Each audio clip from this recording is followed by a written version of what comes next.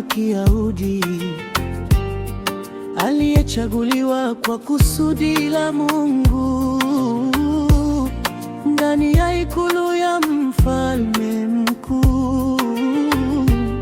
Bila kujua alibeba wokovu wa watu. Watu wake walikuwa hatarini, maadui walitaka kuangamiza. Mioyo ilijaa huzuni na kilio, lakini Mungu alikuwa na mpango. Wakati wa hofu na mashaka, Mungu humuinua mtu mmoja kusimama kwa ajili ya wengine na kuleta ushindi mkuu. Esta alisimama kwa imani, hakuruhusu hofu imshinde. Alimwamini Mungu wa Israeli na watu wake wakaokolewa. Esta alisimama kwa imani mbele ya mfalme bila woga. Mungu akafungua njia na ushindi ukapatikana.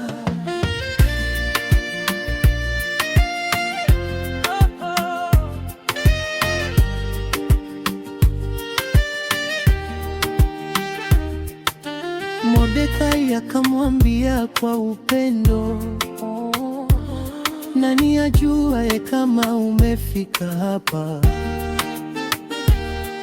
kwa wakati kama huu wa leo, ili kuwaokoa watu wako.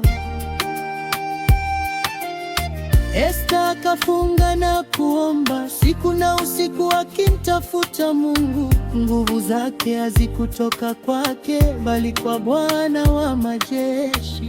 Alipiga magoti kwa unyenyekevu, akamwita Mungu wa mbinguni, na neema ikamzunguka kama ngao isiyovunjika.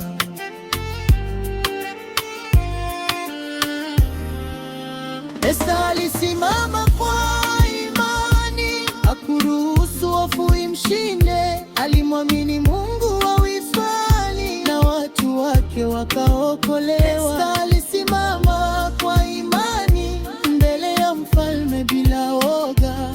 Mungu akafungua njia na ushindi ukapatikana.